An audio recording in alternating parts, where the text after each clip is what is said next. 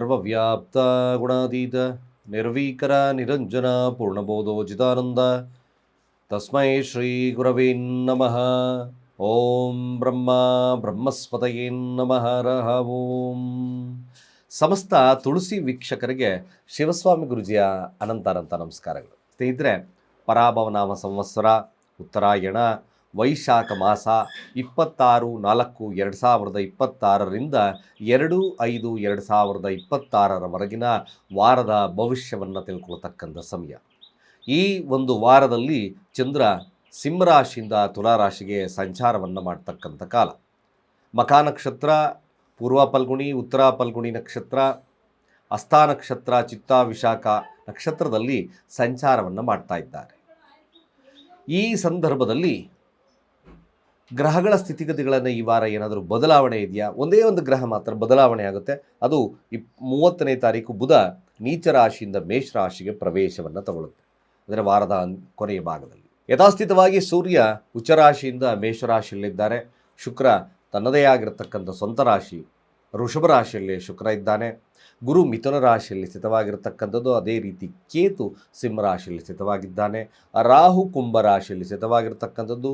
ಶನಿ ಕುಜ ಬುಧ ಸ್ಥಿತವಾಗಿರ್ತಕ್ಕಂಥದ್ದು ಮೀನರಾಶಿ. ನಾನು ಆಗಾಗಲೇ ಹೇಳಿದಾಗೆ ಬುಧ 30ನೇ ತಾರೀಕು ಬದಲಾವಣೆಯನ್ನು ತಗೊಳ್ಳುತ್ತೆ. ಇದು ಗ್ರಹಗಳ ಸ್ಥಿತಿ. ಹಾಗಾಗಿ ವಾರದ ಫಲಿತಾಂಶ ಹೇಗಿರುತ್ತೆ, ವಾರದಲ್ಲಿ ಹೇಗೆ ನಾವು ಯಾವುದರಲ್ಲಿ ಎಚ್ಚರಿಕೆಯನ್ನು ವಹಿಸಬೇಕು, ಲಾಭ ವ್ಯಾಪಾರ ಹಾಗೆ ಒಂದು ಹಣಕಾಸಿನ ವಿಚಾರ, ಕುಟುಂಬದ ವಿಚಾರ ಹೇಗೆಲ್ಲ ಇರುತ್ತೆ ಅನ್ನತಕ್ಕಂಥ ಮಾತನ್ನು, ಅಂದರೆ ಈ ವಾರದ ಪಕ್ಷಿ ನೋಟವನ್ನು ತಿಳ್ಕೊಳ್ತಕ್ಕಂಥ ಸಮಯ. ಮೊದಲು ಮೇಷರಾಶಿಯನ್ನು ತಗೊಳ್ಳೋಣ. ಮೇಷರಾಶಿಯವರಿಗೆ ನೋಡಿ, ರಾಶಿ ಅಧಿಪತಿ 12ರ ಸ್ಥಾನದಲ್ಲಿ ಬುಧನೊಟ್ಟಿಗಿದ್ದಾನೆ. ಸ್ವಲ್ಪ ಮಟ್ಟಿಗೆ ನಾವು ನಷ್ಟದ ಕಾಲ ಇರ್ತಕ್ಕಂಥ, ಅದರ ಜಾಗರೂಕತೆ ಕಾಲ ಇರ್ತಕ್ಕಂಥದ್ದು. ಆರೋಗ್ಯದಲ್ಲಿ ಬರ್ತಕ್ಕಂಥ ಸಮಸ್ಯೆಗಳನ್ನು ಹೆಚ್ಚು ಸಮಸ್ಯೆ ಮಾಡ್ಕೊಳ್ದಾಗೆ, ಆದರೆ ಇನ್ನೊಬ್ಬರ ಒಂದು ವಿಚಾರಕ್ಕೆ ಹೋಗದಾಗೆ ನೋಡ್ಕೊಳ್ತಕ್ಕಂಥದ್ದು ಉತ್ತಮ. ಅಂದರೆ ಇನ್ನೊಬ್ಬರ ಮಧ್ಯಸ್ಥಿಕೆ, ಮತ್ತೊಂದು ಅನ್ನೆಸಸರಿ ಆಗಿರ್ತಕ್ಕಂಥ ವಿಚಾರಗಳನ್ನು ದೂರ ತಳ್ಬಿಡಿ. ಮೇಷರಾಶಿಯಲ್ಲಿರ್ತಕ್ಕಂಥವ್ರು ಮೊದಲು ನಕ್ಷತ್ರ ಸಂಚಾರವನ್ನು ನೋಡಿದಾಗ ಮಖಾ ನಕ್ಷತ್ರದಲ್ಲಿ ಸಂಚಾರವನ್ನು ಮಾಡುತ್ತೆ. ಸ್ವಲ್ಪ ಕೋಪ ಅಹಂ ಇರತಕ್ಕಂಥದ್ದು, ಒಂದು ಆಧ್ಯಾತ್ಮಿಕವಾಗಿರ್ತಕ್ಕಂಥ ವಿಚಾರಗಳಿಗೆ ಹೆಚ್ಚಿನ ಪ್ರಶಸ್ತವನ್ನು ಕೊಡ್ತಕ್ಕಂಥದ್ದು ಮೇಷರಾಶಿಯವರಿಗೆ ತೋರಿಸುತ್ತೆ. ಖರ್ಚು ನಾನೇನೇ ಬಂದು ನಾನು ಸರ್ವೇ ಮಾಡ್ತೀನಿ ಅಂತಕ್ಕಂಥ ಮನೋಭಾವತೆ ಬಂದ್ಬಿಡುತ್ತೆ ಮೇಷರಾಶಿಯವರಿಗೆ. ಪೂರ್ವ ಫಲ್ಗುಣಿ ನಕ್ಷತ್ರ ಇದು ಹಣಕಾಸಿನ ವೃದ್ಧಿ, ವ್ಯಾಪಾರ ವೃದ್ಧಿ ಕೊಡ್ತಕ್ಕಂಥದ್ದೆಲ್ಲ ತೋರಿಸ್ತದೆ. ಧನಾಧಿಪತಿ ಧನಸ್ಥಾನದಲ್ಲೇ ಇದ್ದಾನೆ. ಕುಟುಂಬಕ್ಕೆ ಹೆಚ್ಚಿನ ಪ್ರಶಸ್ತವನ್ನು ಕೊಡ್ತಕ್ಕಂಥದ್ದು ಕೂಡ ಇದೆ. ಉತ್ತರ ಫಲ್ಗುಣಿ ಲಗ್ನದಲ್ಲೇ ಸೂರ್ಯ ಇದ್ದಾನೆ. ಉಚ್ಚಸ್ಥಾನದಲ್ಲಿರ್ತಕ್ಕಂಥ ಸೂರ್ಯ ಪ್ರಬಲವನ್ನು ಕೊಡುತ್ತೆ. ರಾಜಕೀಯವಾಗಿರ್ತಕ್ಕಂಥ ವಿಚಾರಗಳಿಗೆ ಯಶಸ್ಸನ್ನು ಕೊಡ್ತಕ್ಕಂಥದ್ದು ಇದೆ. ಅದೇ ರೀತಿಯಾಗಿ ತನ್ನದೇ ಆಗಿರತಕ್ಕಂಥ ಹಸ್ತ ನಕ್ಷತ್ರದಲ್ಲಿ ಹಾದು ಹೋಗ್ತದೆ. ಅಲ್ಲೂ ಕೂಡ ವಿಶೇಷವಾಗಿರ್ತಕ್ಕಂಥ ಕೆಲಸಕ್ಕೆ ಹೆಚ್ಚಿನ ಪ್ರಶಸ್ತವನ್ನು ಕೊಡ್ತಕ್ಕಂಥದ್ದು ಕೂಡ, ರಾಜಕೀಯವಾಗಿರ್ತಕ್ಕಂಥ ವಿಚಾರಗಳಲ್ಲಿ ಕೂಡ ಪ್ರಶಸ್ತವನ್ನು ಕೊಡುತ್ತೆ ಮೇಷರಾಶಿಯಲ್ಲಿರ್ತಕ್ಕಂಥವ್ರಿಗೆ. ಚಿತ್ತ ನಕ್ಷತ್ರ ಇಲ್ಲಿ ಸ್ವಲ್ಪ ಒಂದು ಸಣ್ಣ ಪುಟ್ಟ ಸಮಸ್ಯೆಗಳು ಉಲ್ಬಣವಾಗೋದು ನೋಡಿ. ಅದಕ್ಕೋಸ್ಕರ ಚಂದ್ರ ಎಚ್ಚರಿಕೆಯನ್ನು ಕೊಡುತ್ತೆ.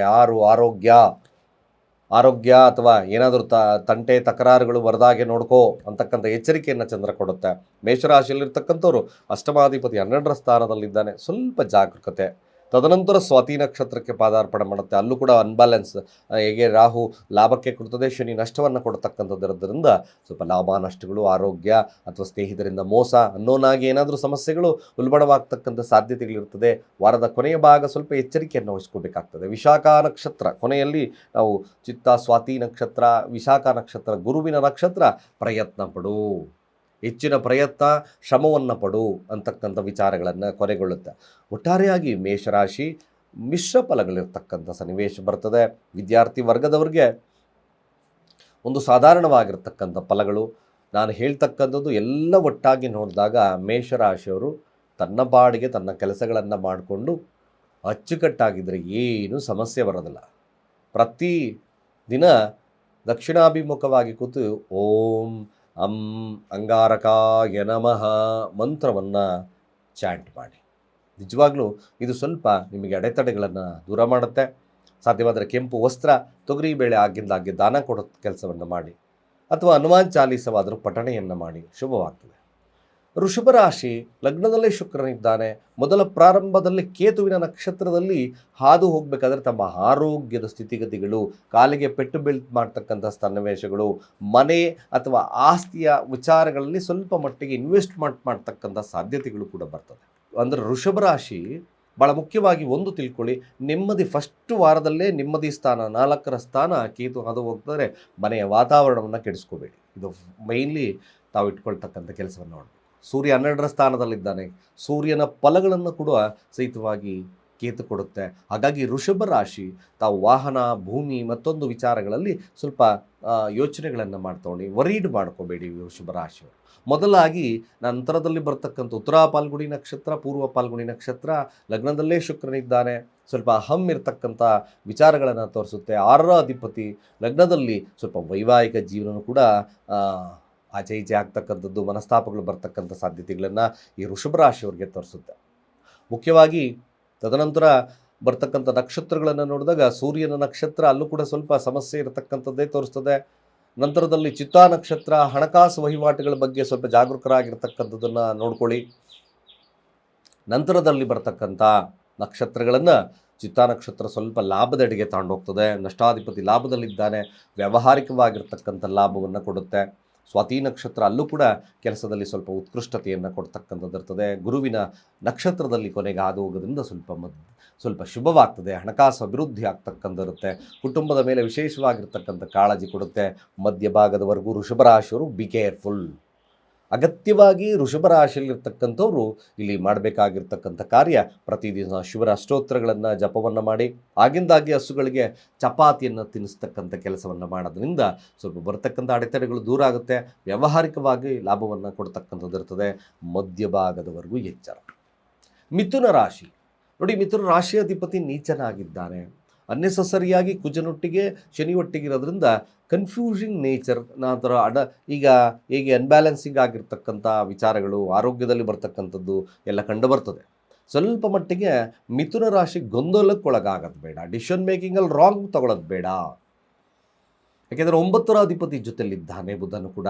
ಸ್ವಲ್ಪ ಡಿಸಿಷನ್ ಮೇಕಿಂಗಲ್ಲಿ ರಾಂಗ್ ಆದರೆ ಸ್ವಲ್ಪ ಸಮಸ್ಯೆ ಆಗ್ತದೆ. ಯಾಕೆಂದರೆ ನಷ್ಟದಲ್ಲಿ ಶುಕ್ರ ಇದ್ದಾನೆ, ಮೊದಲ ಭಾಗದಲ್ಲಿ ಕೇತು ಹಾದು ಹೋಗೋದ್ರಿಂದ ಮಖಾ ನಕ್ಷತ್ರದಲ್ಲಿ ತಾನು ಪ್ರಯತ್ನ ಹುಮ್ಮಸ್ಸಿರ್ತದೆ, ನಾನು ಮಾಡ್ತೀನಿ ಪ್ರಯತ್ನ, ಹೇಗಾದರೂ ಆಗಲಿ ಅಂತಕ್ಕಂಥ ಇರುತ್ತೆ. ಆದರೂ ಕೂಡ ಒಳಗಡೆ ಭಯ ಇರ್ತಕ್ಕಂಥದ್ದು ಮಿಥುನ ರಾಶಿಯವರಿಗೆ ತೋರಿಸ್ತದೆ.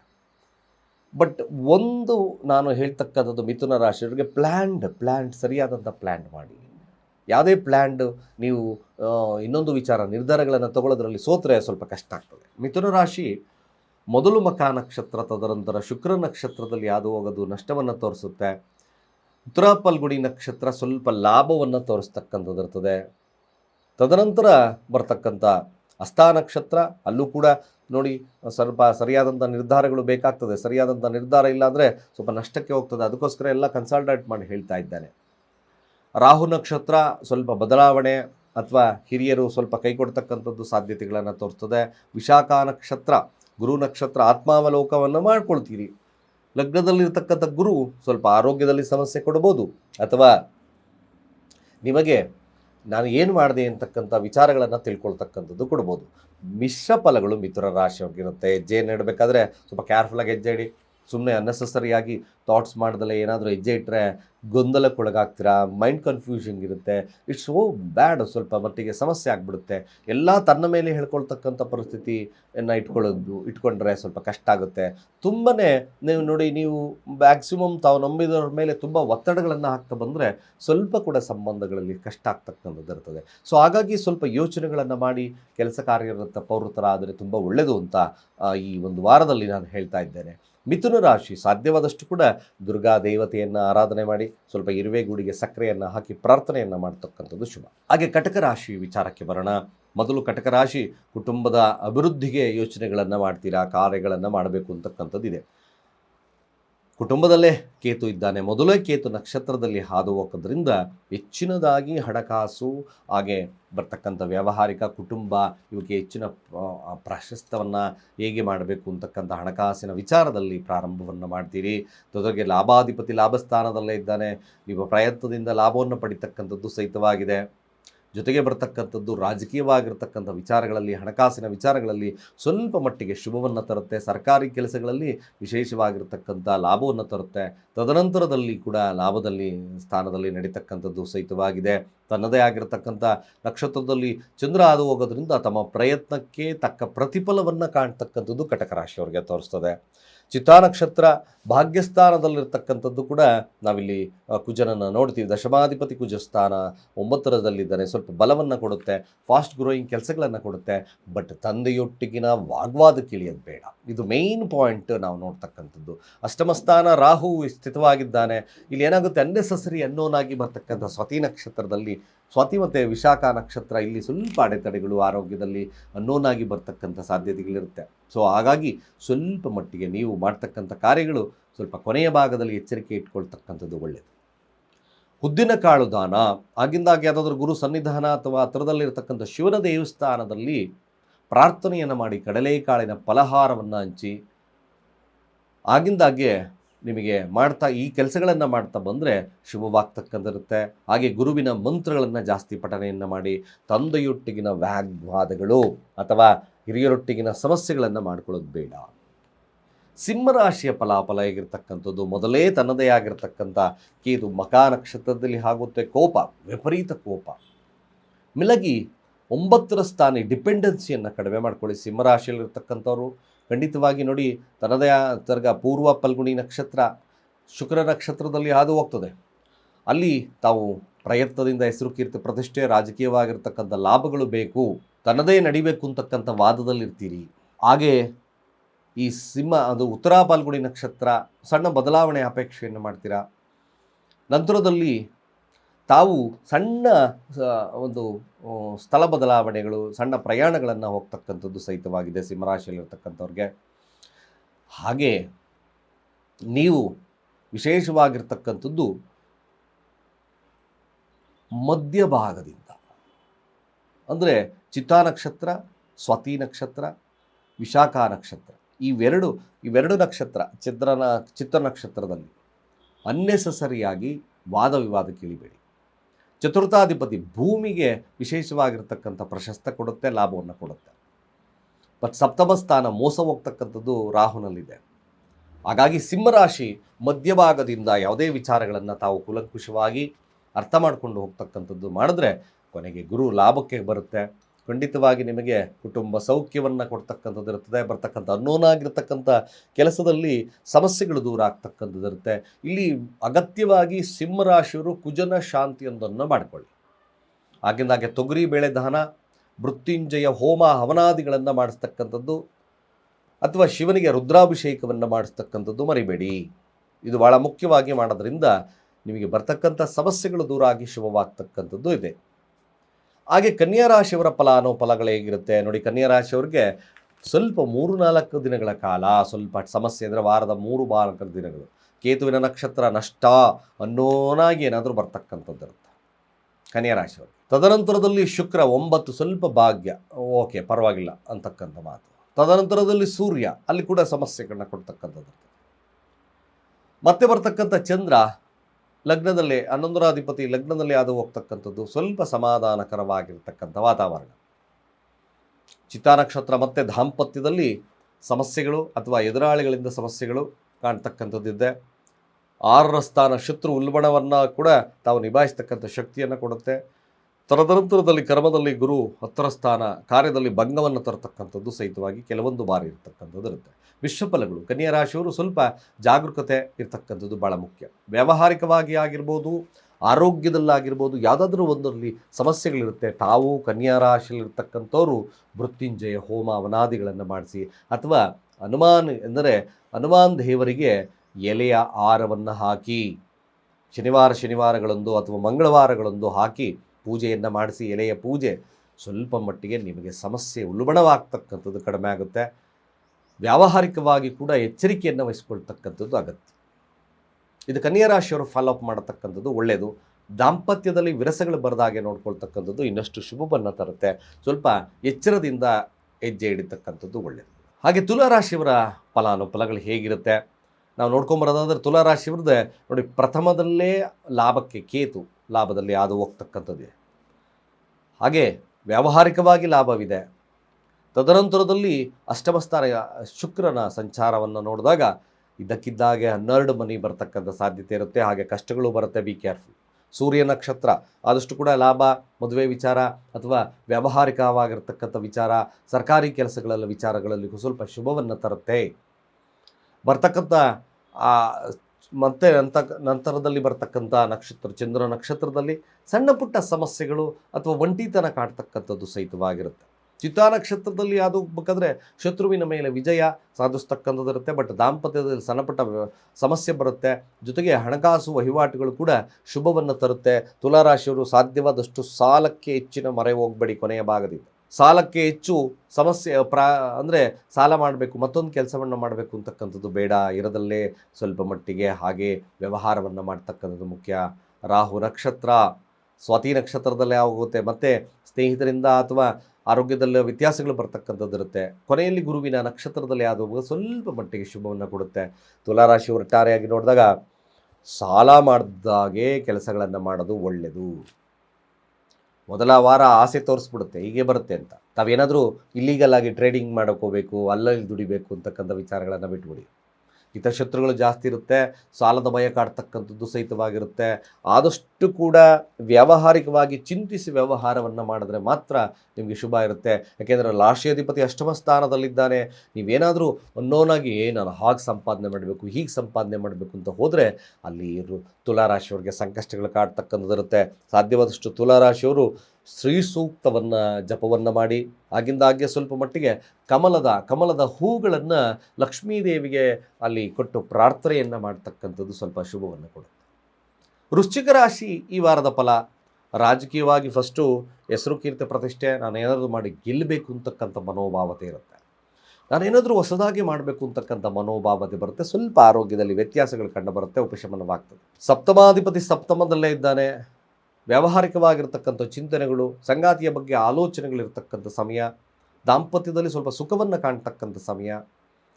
ಹಾಗೆ ಇಲ್ಲಿ ಬರ್ತಕ್ಕಂಥ ನಕ್ಷತ್ರವನ್ನು ನೋಡಿದಾಗ ಹಸ್ತ ನಕ್ಷತ್ರ, ಅಲ್ಲೂ ಕೂಡ ಲಾಭವನ್ನು ಪಡಿತಕ್ಕಂಥದ್ದು ಸಹಿತವಾಗಿದೆ. ಚಿತ್ತಾ ನಕ್ಷತ್ರ ಮತ್ತು ಸ್ವಾತಿ ನಕ್ಷತ್ರದಲ್ಲಿ ಹಾದು ಹೋಗ್ಬೇಕಾದ್ರೆ ಸ್ವಲ್ಪ ಎಚ್ಚರಿಕೆಯನ್ನು ವಹಿಸ್ಕೊಳ್ಳಿ.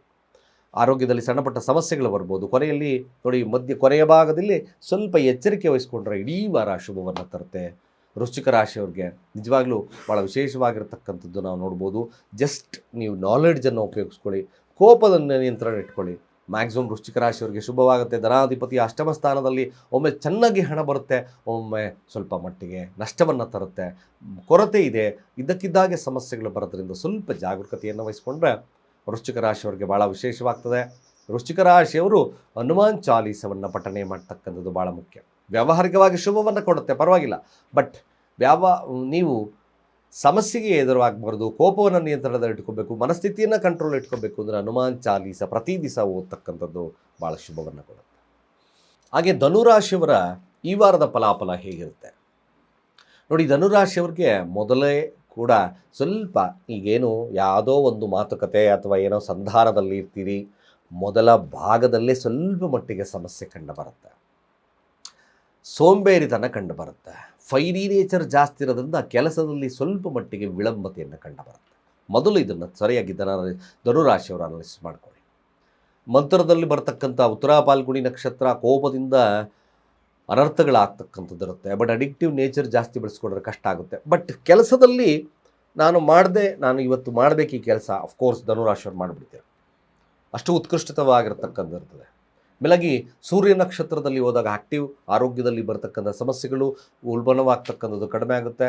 ಅಫ್ಕೋರ್ಸ್ ಏನಾದರೂ ಬಂದು ನಾನು ಮಾಡ್ತೀನಿ ಅಂತಕ್ಕಂಥ ಛಲದ ಮನೋಭಾವ ಇರ್ತಕ್ಕಂಥದ್ದು.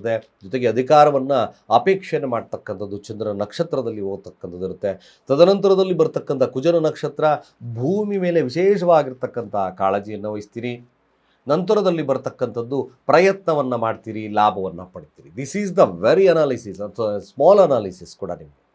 ಧನುರಾಶಿಯವರಿಗೆ ಈ ವಾರದಲ್ಲಿ ಕೇವಲ ಖಂಡಿತವಾಗಿ ತುಂಬ ಆ್ಯಕ್ಟಿವ್ನೆಸ್ಸು, ಕೋಪ ನಿಯಂತ್ರಣದಲ್ಲಿ ಇಟ್ಕೊಳ್ಳೋದ್ರಿಂದ ಎಲ್ಲ ಕಾರ್ಯಗಳು ಶುಭವಾಗ್ತದೆ. ಸಾಧ್ಯವಾದಷ್ಟು ವಾಹನಾದಿಗಳಲ್ಲಿ ಸ್ವಲ್ಪ ಎಚ್ಚರಿಕೆಯನ್ನು ವಹಿಸ್ಕೊಳ್ಳಿ.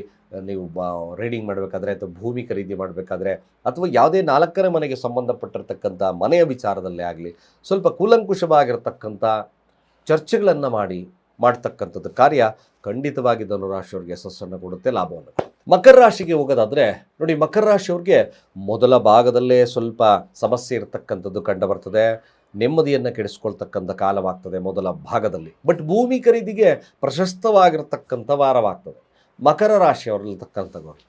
ತಮ್ಮ ಬುದ್ಧಿಶಕ್ತಿಯಿಂದ ರಾಜಕೀಯವಾಗಿರ್ತಕ್ಕಂಥ ಪ್ರೇರಿತವಾಗಿರ್ತಕ್ಕಂಥ ಶುಭ ಕಾರ್ಯಗಳಾಗ್ತಕ್ಕಂಥದ್ದು ಸಹಿತವಾಗಿ ಈ ಒಂದು ಮಧ್ಯಭಾಗದಿಂದ ಕಂಡು ಬರ್ತದೆ. ತದನಂತರದಲ್ಲಿ ಬರತಕ್ಕಂಥ ಸೂರ್ಯ ನಕ್ಷತ್ರ ಖಂಡಿತವಾಗಿ ಪ್ರಶಸ್ತ, ನೆಮ್ಮದಿ, ಹಾಗೆ ರಾಜಕೀಯವಾಗಿರ್ತಕ್ಕಂಥ ವಿಚಾರಗಳು, ಒಂದು ಸಂಸ್ಥೆಯನ್ನು ನೀಡ್ ಮಾಡ್ತಕ್ಕಂಥ ಕೇಪಬಿಲಿಟಿ ಕೂಡ ನಿಮ್ಮಲ್ಲಿ ಮಕರ ರಾಶಿಯವರಿಗೆ ಕಂಡು ಬರ್ತದೆ. ಅದೇ ರೀತಿಯಾಗಿ ಪ್ರಯತ್ನದಿಂದ ಲಾಭವನ್ನು ಪಡಿತೀರಾ. ಬಟ್ ಅಣ್ಣ ತಮ್ಮಂದರ ವಿಚಾರಗಳಲ್ಲಿ ಭಿನ್ನಾಭಿಪ್ರಾಯಗಳು ಬರದಾಗೆ ನೋಡ್ಕೊಳ್ತಕ್ಕಂಥದ್ದು ಒಳ್ಳೆಯದು. ಆಹಾರದಲ್ಲೂ ವಿಚಾರದಲ್ಲಿ ಸ್ವಲ್ಪ ಜಾಗರೂಕತೆಯನ್ನು ವಹಿಸಿ. ಕೊನೆಯಲ್ಲಿ ಯಾವುದೇ ಕಾರಣಕ್ಕೂ ಕೂಡ ನೀವು ಆರೋಗ್ಯವನ್ನು ಸರಿಯಾಗಿ ನೋಡ್ಕೊಳ್ಳಿ. ಕುಟುಂಬ ವ್ಯಾಜ್ಯಗಳನ್ನು ತಪ್ಪಿಸಿ. ಮಕರ ರಾಶಿಯಲ್ಲಿರತಕ್ಕಂಥವ್ರು ಏಕೈಕವಾಗಿ ಮಕರ ರಾಶಿಯವರು ಗಣಪತಿಯ ಆರಾಧನೆಯನ್ನು ಮಾಡ್ಕೊಳ್ಳಿ. ಆಗಿಂದಾಗೆ ಬಾಳೆಹಣ್ಣನ್ನು ಹಂಚ್ತಕ್ಕಂಥ ಕೆಲಸವನ್ನು ಮಾಡ್ಕೊಳ್ಳಿ. ಸ್ವಲ್ಪ ಎಚ್ಚರಿಕೆ ವಹಿಸ್ಕೊಂಡ್ರೆ ಶುಭವಾಗ್ತದೆ. ಮಿಶ್ರ ಫಲಗಳು ಮಕರ ರಾಶಿಯವರಿಗೆ ತೋರಿಸ್ತಾ ಇದೆ. ಅದೇ ರೀತಿಯಾಗಿ ಕುಂಭ ರಾಶಿಯವರ ಈ ವಾರದ ಫಲ ಹೇಗಿರುತ್ತೆ ನೋಡಿ. ಕುಂಭರಾಶಿಯವರ ಫಲವನ್ನು ನೋಡಿದಾಗ ಮೊದಲು ಸಪ್ತಮ, ಇಲ್ಲಿ ವ್ಯಾವಹಾರಿಕವಾಗಿ ತಾವು ಪ್ರಯತ್ನದಿಂದ ಲಾಭವನ್ನು ಪಡಿತಾರೆ. ಬಟ್ ಸಾಂಸಾರಿಕ ಜೀವನ ಸ್ವಲ್ಪ ಸಮಸ್ಯೆ ಇರ್ತಕ್ಕಂಥದ್ದು ಇರ್ತದೆ. ಮಾತುಕತೆ ಸ್ವಲ್ಪ ಮಟ್ಟಿಗೆ ವಿಳಂಬತೆಯನ್ನು ಕಾಣಿಸ್ತಕ್ಕಂಥದ್ದು ಇರ್ತದೆ. ತದನಂತರದಲ್ಲಿ ಶುಕ್ರ ನಕ್ಷತ್ರ, ಮೃಷ್ಟಾನ್ನ ಭೋಜನ, ಸುಖ ಇರುತ್ತೆ. ಕುಂಭರಾಶಿಯವ್ರಿಗೆ ಈ ವಾರದ ಒಂದು ಸ್ಥಿತಿಗತಿಗಳನ್ನು ನೋಡಿದಾಗ ತೆಗಿಯಪ್ಪ ಯಾವುದು ಬೇಡ, ಸ್ವಲ್ಪ ಮಟ್ಟಿಗೆ ಆರಾಮಾಗಿದ್ದು ಬಿಡೋಣ ಅಂತಕ್ಕಂಥ ಮನೋಭಾವತೆ ಬರುತ್ತೆ. ಅಫ್ಕೋರ್ಸ್ ಬರುತ್ತೆ. ಸೂರ್ಯ ನಕ್ಷತ್ರ ಸ್ವಲ್ಪ ಬದಲಾವಣೆಗೆ ತಾವು ಪ್ರೇರೇಪಣೆಯನ್ನು ಕೊಡ್ತೀರಾ. ಬರ್ತಕ್ಕಂಥ ಹಸ್ತ ನಕ್ಷತ್ರದಲ್ಲಿ ಕೋಪದಿಂದ ಕೆಲವೊಂದು ಅನರ್ಥಗಳು ನಡೀತಕ್ಕಂಥ ಸಾಧ್ಯತೆಗಳು ಬರುತ್ತೆ. ಆರೋಗ್ಯದಲ್ಲಿ ಸಣ್ಣಪುಟ್ಟ ವ್ಯತ್ಯಾಸಗಳು ಬರುತ್ತೆ.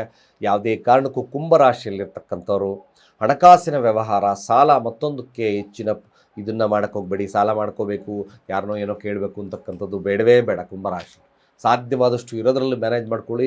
ಬುದ್ಧಿಶಕ್ತಿಯನ್ನು ಕಂಟ್ರೋಲ್ ಇಟ್ಕೊಳ್ತಕ್ಕಂಥದ್ದು ಭಾಳ ಮುಖ್ಯ. ಗುರು ಪಂಚಮದಲ್ಲಿದ್ದಾನೆ, ನಿಮಗೆ ಬುದ್ಧಿ ಜ್ಞಾನವನ್ನು ಹೆಚ್ಚಾಗಿ ಕೊಡ್ತಕ್ಕಂಥದ್ದು ಇರುತ್ತೆ. ಮಕ್ಕಳು ಕೂಡ ಸ್ವಲ್ಪ ಶುಭವನ್ನು ತರುತ್ತೆ. ಮಕ್ಕಳ ಅಭಿವೃದ್ಧಿ ಆಗ್ತಕ್ಕಂಥ ಸಾಧ್ಯತೆಗಳು ಕೂಡ ಕೊಡ್ತಕ್ಕಂಥದ್ದಿದೆ. ಮೇಲಾಗಿ ನೀವು ಏಕೈಕವಾಗಿ ರಾಹು ತನ್ನದೇ ಆಗಿರ್ತಕ್ಕಂಥ ರಾಶಿಯಲ್ಲಿ ಆದ ಹೋಗೋದ್ರಿಂದ ಟ್ರಮೆಂಡಸ್ ಆಗಿರ್ತಕ್ಕಂಥ ಬುದ್ಧಿ ಇರುತ್ತೆ. ಬೇರೆಯವ್ರನ್ನ ಹೇಗೆ ಹಿಪ್ನಟೈಸ್ ಮಾಡಬೇಕು ಅಂತಕ್ಕಂಥ ಮನೋಭಾವತೆ ಇರುತ್ತೆ. ಶನಿ ಮತ್ತು ಕುಜ 2ರ ಸ್ಥಾನದಲ್ಲಿರೋದ್ರಿಂದ ಕುಟುಂಬ ವ್ಯಾಜ್ಯಗಳು, ಹಣಕಾಸಿನ ವಿಚಾರಗಳಿಗೆ ಸುಮ್ಮನೆ ಅನ್ನೆಸರಿಯಾಗಿ 3ನೇ ವ್ಯಕ್ತಿಗಳಿಗೆ ತಾವು ಜಾಮೀನಾಗಿ ಮತ್ತೊಂದು ಮಾಡಲಿಕ್ಕೆ ಹೋಗಬೇಡಿ. ಎಚ್ಚರಿಕೆಯಿಂದ ಕಾಲ ಕಳೆಯಿರಿ. ದುರ್ಗಾ ಮಂತ್ರಗಳು ಭಾಳ ವಿಶೇಷವಾಗಿರ್ತಕ್ಕಂಥ ಫಲವನ್ನು ಕುಂಭರಾಶಿಯವರಿಗೆ ಕೊಡುತ್ತೆ. ಅದೇ ರೀತಿಯಾಗಿ ಮೀನರಾಶಿಯ ಫಲಾಫಲ ಹೇಗಿರುತ್ತೆ ನೋಡಿ. ಮೀನರಾಶಿಯ ಫಲಗಳನ್ನು ನಾವು ವೀಕ್ಷಣೆ ಮಾಡಿದಾಗ ಮೊದಲ ಭಾಗದಲ್ಲೇ ಸ್ವಲ್ಪ ಮಟ್ಟಿಗೆ ಹಣಕಾಸು ವ್ಯವಸ್ಥೆ, ಕೋರ್ಟ್ ಕಚೇರಿಯ ವಿಚಾರದಲ್ಲಿ ಗೆಲುವನ್ನು ಸಾಧಿಸ್ತಕ್ಕಂಥದ್ದು ಇರುತ್ತೆ. ತದನಂತರದಲ್ಲಿ ಬರ್ತಕ್ಕಂಥ ನಕ್ಷತ್ರದಲ್ಲಿ ಕೂಡ ತಾವು ವ್ಯಾವಹಾರಿಕವಾಗಿ ಕಮಿಷನ್ ಆಧಾರಿತವಾಗಿರ್ತಕ್ಕಂಥ ಲಾಭಗಳನ್ನು ಪಡಿತೀರಾ. ಸ್ಪರ್ಧೆಗಳಲ್ಲಿ ಜಯವನ್ನು ಸಾಧಿಸ್ತೀರಾ. ಆ್ಯಕ್ಟಿವ್ನೆಸ್ ತುಂಬ ಜಾಸ್ತಿ ಇರತಕ್ಕಂಥದ್ದು ಮೀನರಾಶಿಯವ್ರಿಗೆ ತೋರಿಸ್ತದೆ. ವ್ಯಾವಹಾರಿಕವಾಗಿ ಕೂಡ ಶುಭತ್ವ ಇರತಕ್ಕಂಥ ವಾರ ಮೀನರಾಶಿಯಲ್ಲಿರ್ತಕ್ಕಂಥವ್ರಿಗೆ. ಕೇವಲ ಸ್ವಾತಿ ನಕ್ಷತ್ರದಲ್ಲಿ ಹಾದು ಹೋಗ್ಬೇಕಾದ್ರೆ ಸ್ವಲ್ಪ ರಾಹು ಶಾಂತಿ ಮಾಡಿಸ್ಕೊಳ್ಳಿ. ಆ್ಯಂಗ್ಸೈಟಿ ಆಗ್ತಕ್ಕಂಥದ್ದನ್ನು ಕಡಿಮೆ ಮಾಡ್ಕೋಬೇಕು. ಮುಖ್ಯವಾಗಿ ಇಲ್ಲಿ ಮೀನರಾಶಿಯವ್ರಿಗೆ ನಾನು ಹೇಳ್ತಕ್ಕಂಥದ್ದು ನಿಜವಾಗ್ಲೂ ಒಳ್ಳೆಯ ಜ್ಞಾನವಿದೆ. ಆ ಜ್ಞಾನವನ್ನು ಸರಿಯಾದಂಥ ಮಾರ್ಗದಲ್ಲಿ ಉಪಯೋಗಿಸ್ಕೊಂಡ್ರೆ ಮಾತ್ರ ವಿಶೇಷವಾಗಿರ್ತಕ್ಕಂಥ ಫಲಗಳು ಸಿಗುತ್ತೆ. ರಾಹು ಶಾಂತಿ ಅಗತ್ಯವಾಗಿ ಉದ್ದಿನ ಕಾಳನ್ನು ಆಗಿಂದಾಗೆ ದಾನ ಕೊಡ್ತಕ್ಕಂಥದ್ದು. 2ರ ಸ್ಥಾನಕ್ಕೆ ಧನಾದಿ, ಸಪ್ತಮ ಸ್ಥಾನಕ್ಕೆ ಸಪ್ತಮ ಅಧಿಪತಿ ಆಗಿರ್ತಕ್ಕಂಥದ್ದು 30ರ ಸ್ಥಾನದ ಅಂದರೆ 30ರ ದಿನಾಂಕದೊಂದು ಧನಸ್ಥಾನಕ್ಕೆ ಸೂರ್ಯ ಬುಧಾದಿತ್ಯ ಯೋಗ. ಇಲ್ಲಿ ಕೂಡ ವ್ಯಾವಹಾರಿಕವಾಗಿ ಶುಭವಾಗ್ತಕ್ಕಂಥದ್ದು ಸಹಿತವಾಗಿದೆ. ಕೇವಲ ರಾಹು ಶಾಂತಿ ಅಗತ್ಯವಾಗಿ ನಿಮ್ಮ ಎಲ್ಲ ಕಾರ್ಯಗಳಿಗೆ ಶುಭವನ್ನು ಕೊಡ್ತಕ್ಕಂಥದ್ದು ಇರುತ್ತೆ. ಹಾಗೆ ಸಾಧ್ಯವಾದಷ್ಟು ನೀವು ಕೂಡ ಮೀನರಾಶಿಯಲ್ಲಿರ್ತಕ್ಕಂಥವ್ರು ಹನುಮಾನ್ ಚಾಲೀಸವನ್ನು ಪಠನೆ ಮಾಡ್ತಕ್ಕಂಥದ್ದು ಭಾಳ ಮುಖ್ಯ ಆಗುತ್ತೆ. ಇಷ್ಟು ಈ ವಾರದ ಫಲಾನುಫಲಗಳು. ಸ್ನೇಹಿತರೆ, ಸರಳವಾಗಿ ನಿಮ್ಮ ಮುಂದೆ ಇಟ್ಟಿದ್ದೇನೆ. ನಮ್ಮ ಚಾನಲಿನ ಯಾರೋ ಸಬ್ಸ್ಕ್ರೈಬ್ ಆಗಿಲ್ಲ, ಸಬ್ಸ್ಕ್ರೈಬ್ ಆಗಿ. ಹಾಗೆ ನಿಮ್ಮ ಅನಿಸಿಕೆ, ಅಭಿಪ್ರಾಯವನ್ನು ಕಾಮೆಂಟ್ ಮಾಡಿ ಅಂತ ಹೇಳ್ತಾ, ಸರ್ವೇ ಜನ ಸುಖಿನೋ ಭವಂತು.